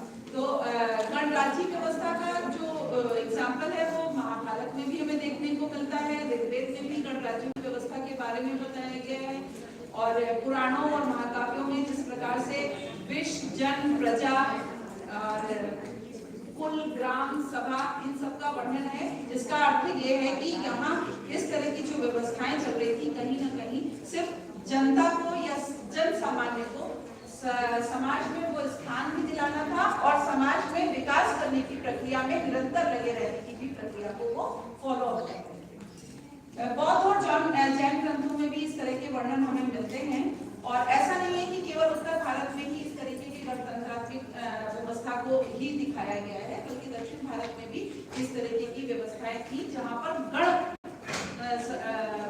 जो शब्द है उसका प्रयोग किया गया है। इसका मतलब कि दक्षिण भारत में भी गणतांत्रिक व्यवस्था का प्रचलन चालू। वैशाली के लिच्छवी, कपिल वस्तु के शार्क के सुकुमार पर्वत के भाग के सूत्र के कलाम, गांव गांव के बोले, कोशी नदी के मल, बाबा के मल और पिपलेवर के मोरे, मिथिला के विदे, अलगप के बोली, ये सब गणराज्य व्यवस्था थी और गणराज्य व्यवस्था जो थी बहुत स्ट्रॉन्ग थी और यही से कहीं न कहीं अर्थव्यवस्था को भी इन्होंने प्रमोट करने की कोशिश की है, धर्म को भी इन्होंने प्रमोट करने की कोशिश की है, क्योंकि बिना इन दोनों के सपोर्ट के राजनीतिक व्यवस्था को संचालित करना उस समय असंभव। इसके साथ ही ये भी था कि जो गणराज्य है उनकी कार्यपालिका में जो मंत्रिमंडल होता था उसको भी निर्धारित करने की एक प्रक्रिया होती थी। जैसे मैंने एक एग्जांपल दिया था कि लिच्छवी में बहुत सारे संघ थे, छोटे छोटे मतलब कुल थे जिनको मिलाकर संघ का निर्माण किया गया था। तो मंत्रिमंडल में प्रत्येक जनता कितनी संख्या है जनता की उसके आधार पर एक राजा को तो चुन लिया जाता था, लेकिन मंत्रियों में उनकी संख्या भी उनकी जो टोटल उनकी जनसंख्या होती थी उसके आधार पर निश्चित थी। तो ये नहीं था कि अगर कम जनसंख्या के लोग हैं तो उनको प्रतिभाग करने का मौका नहीं मिलेगा या उनको समान दर्जा नहीं दिया जाएगा। तो इस तरीके से हम ये स्पष्ट कर सकते हैं कि हमारा जो संविधान है, आज का संविधान जो हमें इतनी सारी सुविधाएं दे रहा है, हमें इतनी सारी फैसिलिटीज दे रहा है, लेकिन उनमें वो सभी तत्व विद्यमान है जो भारत, हमारा प्राचीन भारत जो था वहां पर लोगों को सुविधाएं मिलती थी। लेकिन कुछ लोग कहते हैं कि हमारा संविधान विभिन्न देशों के जो चीजें हैं उनसे लेकर बना है, वहां की विचारधाराओं को लेकर बना है, लेकिन ऐसा नहीं है। मैं यहाँ स्पष्ट करना चाहूंगी कि ये हम आधुनिकता में जब चलते हैं तो हमारे विचारों को जो हमारी जो नीतियां थी उनको तोड़ने मरोड़ने का जो कार्य किया गया ब्रिटिश काल में, औपनिवेशिक काल में, ये कहीं ना कहीं उसी का परिणाम है कि हम ये बहुत आसानी से स्वीकार कर लेते हैं कि इस तरीके के तत्व हमारे लोकतांत्रिक तत्व जो है वो बाहर से लिए गए हैं। मैं इसी बात से अपनी बात को समाप्त करना चाहूंगी कि ये भारत देश है और यहाँ की जो सभ्यता है, आज की जो सभ्यता है, उसके तत्व हमारी प्राचीन संस्कृति से ही लिए गए हैं और ये हमारी संस्कृति हमारी जिंदगी में, हमारे लोकचार में सदैव से ही विद्यमान है।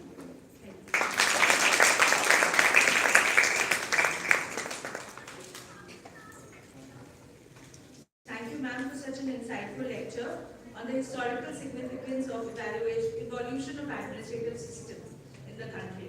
Your lecture was truly informative and engaging. I would now like to request our co-chairperson, Professor ANKITA Singh, HOD Department of English, to kindly come up on the stage and reflect on today's session.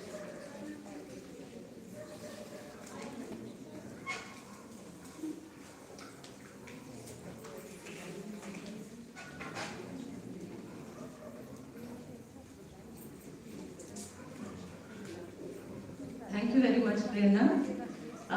First of all, let me wish a very warm good morning to everybody present here.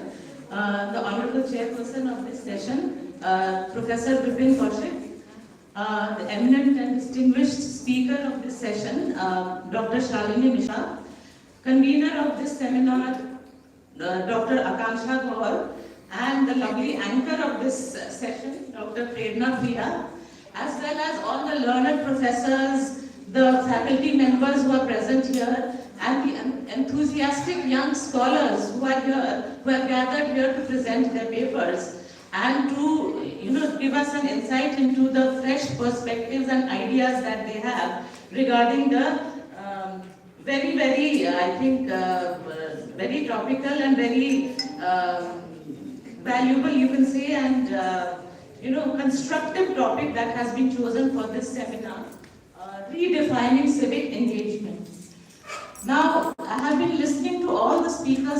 Okay, before that, let me also congratulate the organizers for all the hard work that they have put into the organization of this seminar, and I think they have done a very good job. So a big congratulations and a big round of applause for all of them.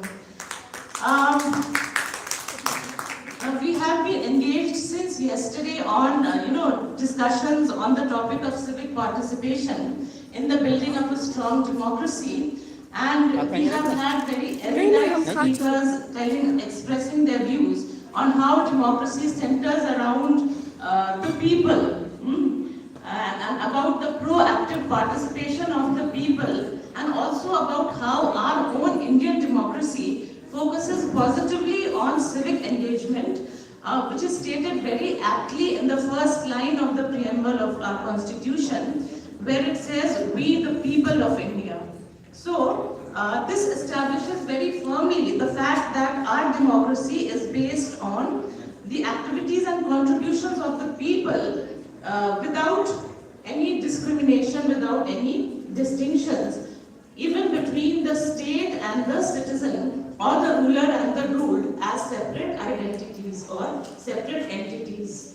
Now, in this session itself, we have had an impressive range of perspectives and views from our paper presenters, ranging right from the role of literature, the role of social media, the role of art and folk culture, political instruments like elections and voting, real media, all these things in contributing towards the building of a strong democracy. Now, when we talk about civic engagement, it leads us, or it brings us to another very valid and relevant topic. This agenda of civic participation and engagement opens up a second line of debate, and that is about the question of participatory and inclusive governance and equality based on crucial areas such as gender justice and justice to all the various, you can say, marginalized communities that make up the society of any country. So when we talk about gender justice or justice to the marginalized communities, these issues are very fundamental to the building of a strong and vibrant democracy, and in order to create this kind of a society, it is the role of the government, or the governance has to be inclusive, allowing opportunities, equal opportunities to all women, to all gender minorities. This brings in also the questions of the LGBTQ plus communities, and opportunity should be provided to all of them to participate actively and fully in political, economic as well as social spheres. So, what is required for a democracy to be more responsible and equitable are not only legal reforms, but also social transformation, economic empowerment, and every individual, regardless of caste, class, gender, sexual orientation, should be given equal rights and dignity. So, the main obstacles that we need to overcome regarding this requirement of a strong democracy are the deep-rooted patriarchal, attitudes that we find in our society, and also the intersectional inequalities, as well as the social stigma that is attached against people with a different, you can say, orientation. So I'm not going to take up too much of your time. Now I'm going to end up what I have been trying to say, and I would just say that I would like to speak for myself, and I would like to say that I belong to the district of Vaishali, which is the oldest democracy, the oldest republic in the world, and that is why I can say that I consider myself, or I should be, an upholder of democracy.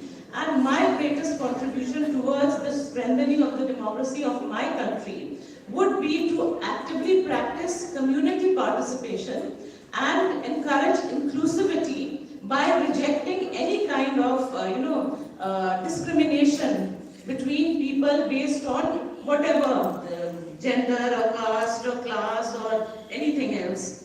And I would do whatever I can to reject what Rabindranath Tagore spoke of as narrow domestic worlds.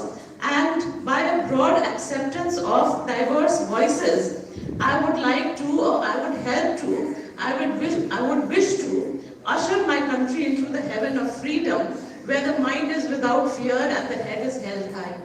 Thank you very much.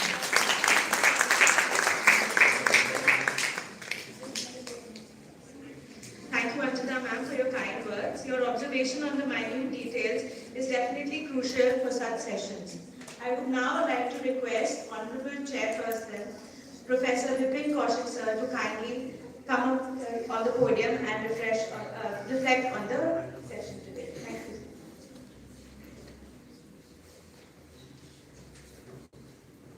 धन्यवाद प्रेरणा जी। इस आयोजन में सम्मानित मंच, उपस्थित शोधकर्ता, हम लोगों के सहयोगी शिक्षकगण, प्यारे बच्चों, एक 2 दिवसीय सेमिनार और एक अच्छा ज्वलंत विषय हमारे सामने रखा गया है। 21वीं सदी में लोकतंत्र को मजबूत करने के लिए सिविक एंगेजमेंट को कैसे बढ़ाया जाए। बहुत अच्छा विषय। लोकतंत्र पूर्णतः एक सामाजिक अवधारणा है। जहाँ समाज नहीं वहाँ लोकतंत्र की बात हो ही नहीं सकती। इसलिए सामाजिक संरचना में लोकतंत्र को कैसे मजबूत किया जाए, यह विषय। मानवता के इतिहास में 2 सबसे बड़े पवित्र शब्द, संपूर्ण मानवता के इतिहास में 2 सबसे पवित्र शब्द हैं, लोकतंत्र और मानवाधिकार। इससे पवित्र शब्द मानवता के इतिहास में नहीं हो सकता। लेकिन 21वीं सदी में सबसे विद्रूप चरित्र इन्हीं 2 शब्दों को देखने को, सबसे विद्रूप चरित्र।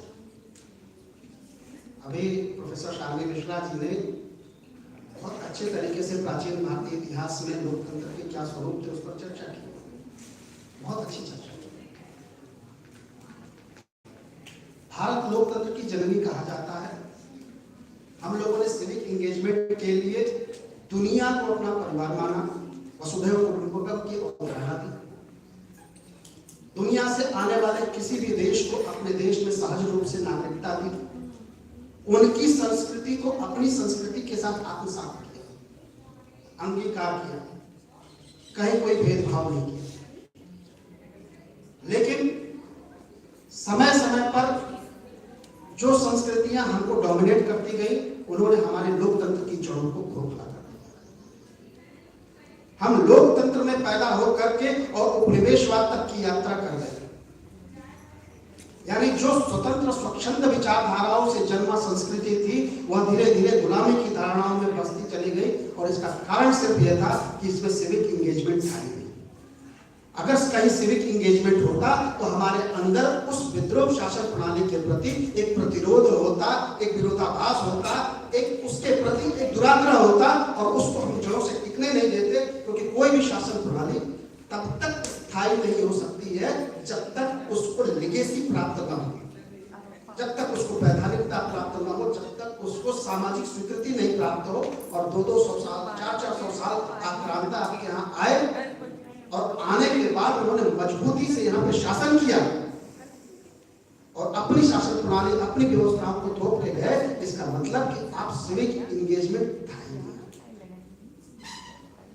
आज पुनः उसी चुनौती पर चर्चा करने के लिए हम लोग बैठे कि 21वीं सदी के लोकतंत्र को कैसे मजबूत करने के लिए आप सिविक एंगेजमेंट। बच्चों ने बहुत अच्छा प्रेजेंटेशन दिया था, जिसमें उन्होंने कई चीजें कही। राजनीति शास्त्र के विद्यार्थी होने के नाते हम लोगों को कई ऐसे टर्मिनोलॉजी यूज करते हैं हम लोग। इसमें एक बहुत ही अच्छी टर्मिनोलॉजी है पॉलिटिकल कल्चर, राजनीतिक संस्कृति। राजनीतिक संस्कृति ही लोकतंत्र का आधार। और उस राजनीति की संस्कृति के जो अभिकरण हैं, उन अभिकरणों को अगर हम लोग मजबूत नहीं करेंगे, उन अभिकरणों पर अगर हम केंद्रीकृत होकर के ध्यान नहीं देंगे, तो राजनीतिक संस्कृति विनष्ट हो जाएगी। और जैसे ही राजनीतिक संस्कृति विनष्ट हो जाएगी, ये सारा तंत्र विनष्ट हो जाएगा। दुनिया में लोकतंत्र के इतिहास को देखें तो हम लोगों को 4-5 प्रकार के लोकतंत्र पढ़ाए गए थे। अमेरिका का लोकतंत्र, ब्रिटेन का लोकतंत्र, फ्रांस का लोकतंत्र, स्विट्जरलैंड का लोकतंत्र, भारत का लोकतंत्र, ऐसे बहुत सारे लोकतंत्र मॉडल पढ़ाए गए। लेकिन अगर हम गहनता से 21वीं सदी के विषय पर चर्चा करें तो ये सारे लोकतंत्र अपनी मूल भावनाओं से भटक गए। क्यों? क्योंकि सिविक एंगेजमेंट अप्रभावी हो गया है। सिविक एंगेजमेंट पूरी तरीके से अप्रभावी हो गया है, इसलिए सारे लोकतंत्र के मॉडल फेल कर गए। और इसकी पूर्वकल्पना आज नहीं थी। अरिस्टोटल ने अपने आज के लगभग 2000-2500 साल पहले, अरिस्टोटल 2200 साल लगभग पहले अरिस्टोटल ने स्पष्ट कर दिया था लोकतंत्र का जो सबसे विकृत स्वरूप होता है वह भीड़ तंत्र होता है। और आज हम भीड़ तंत्र में खड़े हैं। मिल ने स्पष्ट कह दिया था कि जब तक व्यक्ति को एक मत देने का अधिकार होगा तब तक यह समाज पूर्ण रूप से लोकतंत्र के वास्तविक मूल्यों को स्थापित नहीं कर पाएगा, कभी नहीं कर पाएगा। क्योंकि लोकतंत्र और भीड़ तंत्र में जो चरित्र निर्माण किया जाता है, एक व्यक्ति एक वोट का सिद्धांत जो आता है, हमारे समाज का जो वास्तव में विवेक की प्राणी है, जो निर्णय निर्माण करने वाला समाज है, जो समाज में वास्तव में सहभागिता करना चाहता है, उस समाज की वैल्यू भी एक ही है। और वह व्यक्ति जो पूरी तरीके से सामाजिक गतिविधियों में लिप्त नहीं है, असामाजिक गतिविधियों में लिप्त है, उसकी भी वैल्यू वो सेम है। और वह व्यक्ति जो पूरी तरीके से अवचेतन अवस्था में है, विकृत मानसिकता का है, उसके भी वोट की वैल्यू एक है। समाज में उनकी प्रतिशतता कितनी है? निश्चित रूप से प्रबुद्ध वर्ग हर बार हारेगा। प्रबुद्ध वर्ग हर बार हारेगा क्योंकि उसको वोट वैल्यू उस व्यक्ति के बराबर है जो अपराध में, जो भीड़ में, जो समाज के उस वर्ग से जुड़ा हुआ है, जो निश्चित रूप से सामाजिक चेतना के विपरीत जाके काम कर रहा है। हम लोग बार बार प्रायश्चित करते हैं हर चुनाव के बाद कि वो अच्छा आदमी था, चुनाव हार गया। वो अच्छा आदमी था जो पढ़ा लिखा था, इंजीनियर था, डॉक्टर था, साइंटिस्ट था, चुनाव हार गया। क्यों हार गया? क्योंकि उसके भी वोट की वैल्यू वही थी जो हमारे समाज के सामान्य वर्ग की वैल्यू, सामान्य से निम्न स्तर की वैल्यू थी। मिल ने तो इस लोकतंत्र के भविष्यवाणी बहुत पहले कर दी थी कि यह जब तक वन वोट वन वैल्यू नहीं रहेगी तब तक ये समाज खत्म हो जाएगा। अब 21वीं सदी में हम लोग किस प्रकार से इसको एनरिच करें, हमारा दायित्व कोई और नहीं करेगा, शिक्षक करेगा, हमारा छात्र करेगा। लोकतंत्र के विकृतियों पर चर्चा करना प्रारंभ करना चाहिए हम लोगों को। अगर नहीं करेंगे तो हम बर्बाद होते हुए स्वयं को और अपनी भावी पीढ़ी को देखेंगे। सबसे पहले वोट वैल्यू को तय करना चाहिए। वोट वैल्यू उसकी क्वालिफिकेशन के हिसाब से, उसकी आवश्यकता के हिसाब से, समाज में उसकी सहभागिता के हिसाब से। कोई ऐसा नहीं कि जिन्होंने सर्टिफिकेट ले लिया, डिग्रियां ले ली, वही पढ़े लिखे हैं। समाज में ऐसे लोग हैं जो अनपढ़ हैं लेकिन सामाजिक गतिविधियों में इतने, सामाजिक सरोकारों में इतने ज्यादा इंगेज हैं। तमाम ग्रामीण महिलाएं हैं जो सेवा समूह बना करके काम कर रही हैं और पूरी सामाजिक जागरूकता का काम कर रही हैं, उनके रिपोर्ट वैल्यू का मेजरमेंट होना चाहिए। तमाम माताएं हैं जो गाँव में, ग्रामीण पृष्ठभूमि में, सुदूर क्षेत्रों में, ट्राइबल एरियाज में काम कर रही है, लोगों के अंदर जागरूकता का काम कर रही है, उनको प्रशिक्षण देने का काम कर रही है, MSME टाइप की, स्टार्टअप टाइप के बहुत सारे काम कर रही है। वोट वैल्यू व्यक्ति की सामाजिक सहभागिता, उसकी आर्थिक सोच, उसकी बौद्धिक कुशलता, उसके नेतृत्व संगठन, ऐसे तमाम आधारों पर नई वोट वैल्यू की बात करनी चाहिए, तभी समाज में प्रभुत्व वर्ग। क्योंकि बिना प्रभुत्व वर्ग के आए समाज में हम बदलाव नहीं देखेंगे, विकृत समाज ही दिखा। एक बहुत बड़ी अभी बात करी सोशल मीडिया पर, तो हम लोग एक संचार का सिद्धांत पढ़ाते हैं। क्योंकि राजनीति में लोकतंत्र कोई शासन प्रणाली नहीं है। हम लोग सोचते हैं लोकतंत्र एक शासन प्रणाली है, लोकतंत्र शासन प्रणाली नहीं। लोकतंत्र हमारे जीवन जीने की कला है, स्टाइल ऑफ लिविंग, हमारा जीवन जीने की कला। हम जीवन कैसे जीते हैं, यानी जीवन जीने की कला में हमारा निर्णय निर्माण की प्रक्रिया किन माध्यमों से होकर के गुजरती है। निर्णय निर्माण में कौन से ऐसे तत्व हैं जो आपको निर्णय को प्रभावित करते हैं, आपको निर्णय लेने के लिए प्रेरित करते हैं।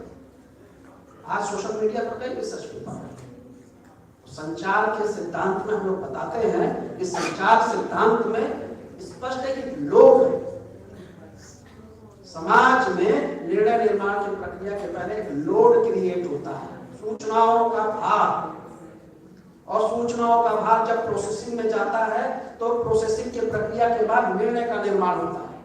आज सूचनाओं का भार बहुत विकृत है,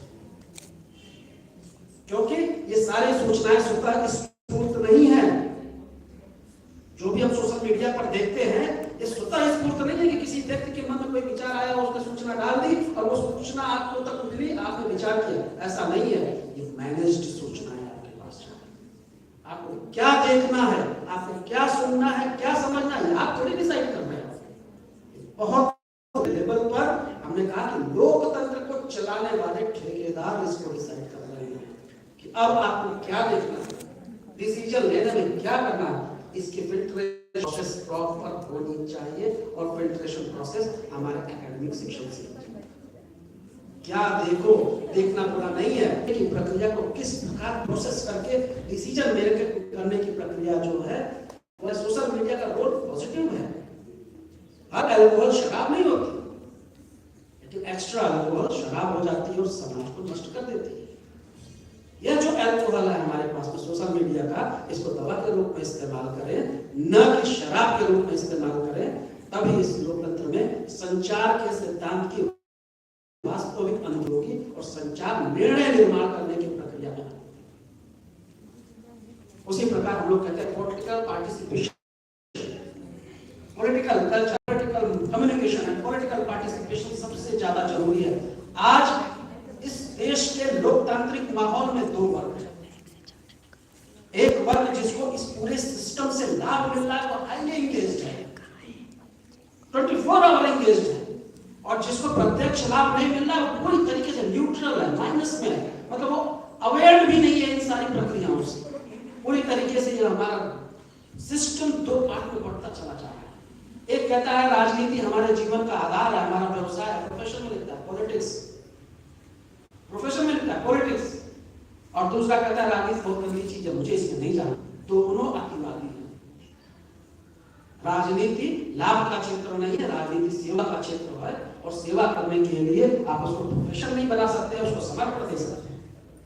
राजनीति जब तक सरप्लस क्रिएट नहीं होगी, जनरेट नहीं होगी, तो सरप्लस वैल्यू जो है पॉलिटिकल वो तभी कम होगी जब हम मास पार्टिसिपेशन की तरफ करेंगे, और पॉलिटिकल पार्टिसिपेशन और मास पार्टिसिपेशन ही हमारे देश को, हमारे समाज को और 21वीं सदी में लोकतंत्र को मजबूत करने वाला है। और इसी से इस देश में सुदृढ़ और संगठित सरकार जन, देश में सुदृढ़ और संगठित सरकार जन वाली सरकार बनेगी।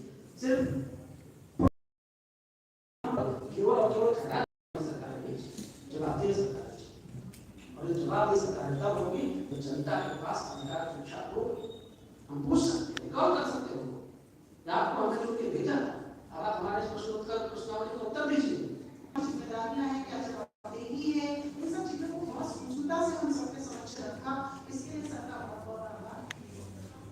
सत्र की को chair professor Ankita Singh ma'am को मैं हार्दिक धन्यवाद ज्ञापित करती हूँ। आपने पूरे समय तैयार होकर सभी पार्टिसिपेंट्स को सुना, इसके लिए मैम को भी बहुत बहुत धन्यवाद। और बहुत अच्छे तरीके से उन्होंने जितने भी पार्टिसिपेंट्स थे उनके नोट किया और उनको कंक्लूड किया, इसके लिए मैम को हार्दिक आभार। आभार के क्रम में मैं डॉक्टर सानी मिश्रा मैम इस सत्र की स्पीकर थी, उनको भी हार्दिक धन्यवाद ज्ञापित करती हूँ।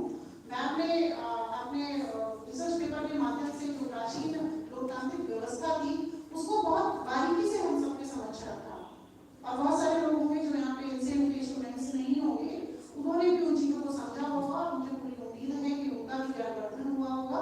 इसके लिए मैं आपको बहुत बहुत आभार। सभागार में उपस्थित सारे फैकल्टी मेंबर्स, हमारे पार्टिसिपेंट्स, रिसर्च स्कॉलर्स और हमारे प्यारे बच्चों, आप सभी का भी बहुत बहुत आभार कि आपने अपनी उपस्थिति से इस तकनीकी सत्र को सफल बनाया, इसके लिए कोटि कोटि आभार। कार्यक्रम का संचालन कर रही महिला विभाग की एचओडी डॉक्टर प्रेरणा प्रिया का भी बहुत बहुत आभार। आपने बिल्कुल सतर्क होकर पूरे सत्र का संचालन किया, इसके लिए बहुत बहुत धन्यवाद।